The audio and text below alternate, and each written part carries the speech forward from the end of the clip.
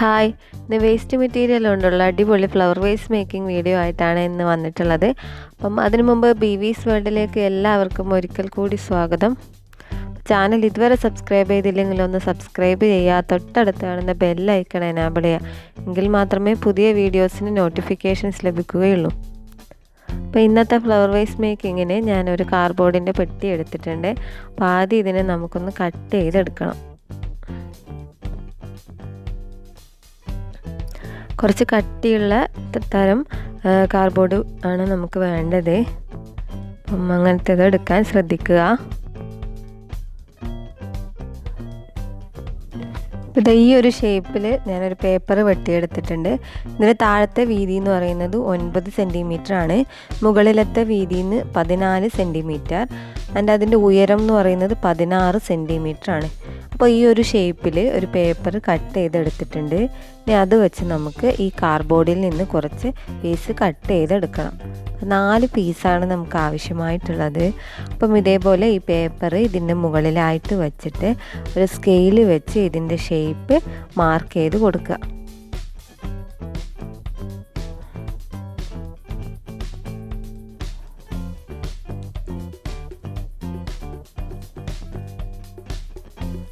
എന്നിട്ട് അതിനെ നമുക്ക് കട്ട് ചെയ്തെടുക്കണം. ഈ വരയിലൂടെ നമുക്ക് കട്ട് ചെയ്തെടുക്കണം. അപ്പം ഇതേ ഒരു പീസാണ്. ഇതേപോലെ നമുക്ക് 4 പീസ് ആവശ്യമായിട്ടുണ്ട്. ഒരു ഫ്ലവർ വേസിന് വേണ്ടി 4 പീസ്. അപ്പം 4 പീസും ഞാൻ കട്ട് ചെയ്തെടുത്തിട്ടുണ്ട്. ഓക്കെ, ഇനി നമുക്ക് എങ്ങനെ ഇത് വെച്ചിട്ടൊരു നല്ല ഫ്ലവർ വേസ് ഉണ്ടാക്കാൻ നോക്കാം.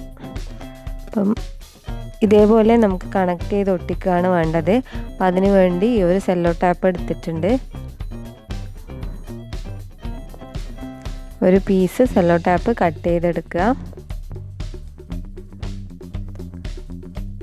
അതിനുശേഷം ഈ ഒന്നാമത്തെ കാർഡ്ബോർഡിൻ്റെ പീസ് ഇതേപോലെ വെച്ച് നന്നായി ഒട്ടിച്ചു കൊടുക്കുക. സെല്ലോ ടാപ്പിൻ്റെ പകുതിക്ക് വരുന്ന രീതിയിൽ വെച്ച് ഒട്ടിച്ചു കൊടുക്കുക. അടുത്ത പീസും അതിൻ്റെ മേലെ വെച്ച് ചേർത്ത് വെച്ചിട്ട് ഒട്ടിച്ചു കൊടുക്കുക. അപ്പോൾ ആ 2 പീസും തമ്മിൽ കണക്ട് ചെയ്ത് കിട്ടും.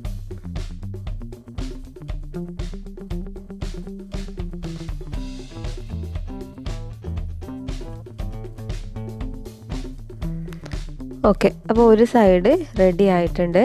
മറ്റേ സൈഡും ഇതേപോലെ തന്നെ ഞാൻ ചെയ്ത് വെച്ചിട്ടുണ്ട്.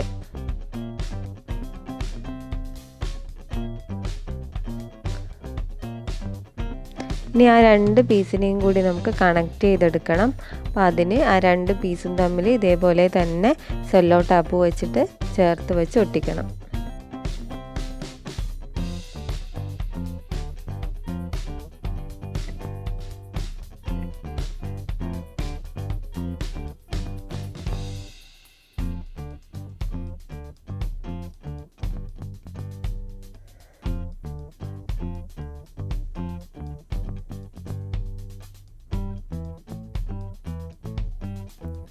ഓക്കെ, അപ്പോൾ റെഡി ആയിട്ടുണ്ട്. ഇനി നമുക്ക് വീണ്ടും അടുത്ത സൈഡിനെയും കൂടി യോജിപ്പിച്ചെടുക്കുക.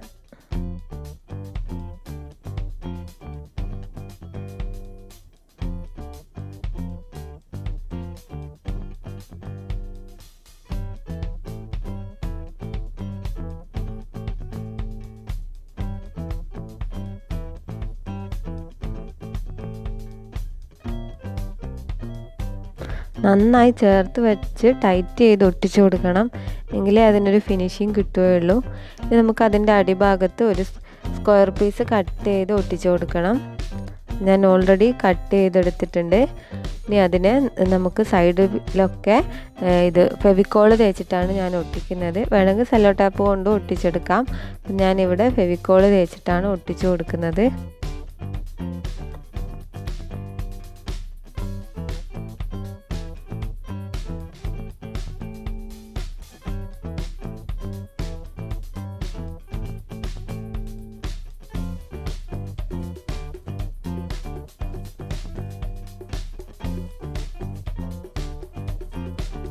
അപ്പോൾ അതും റെഡി ആയിട്ടുണ്ട്.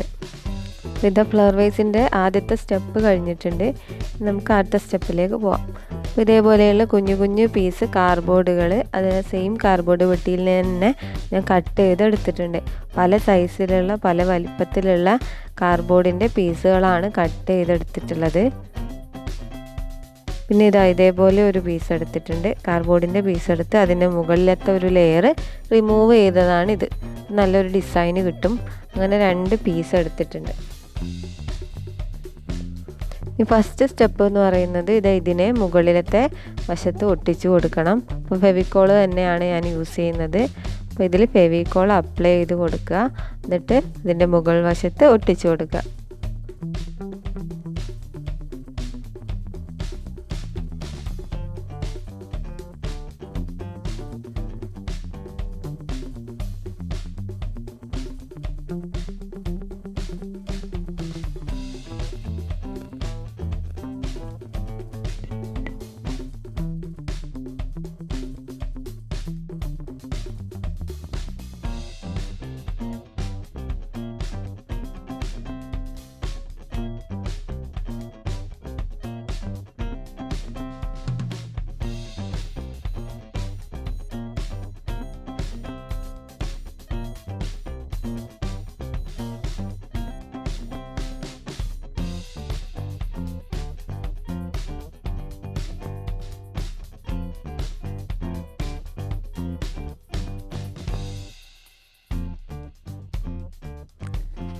ഓക്കെ, അപ്പോൾ ഇത്രയും ഭാഗം റെഡിയാണ്. ഇനി നമുക്ക് ഈ കുഞ്ഞ് കാർഡ്ബോർഡിൻ്റെ പീസുകൾ ഇതിൽ ഒട്ടിച്ചു കൊടുക്കണം.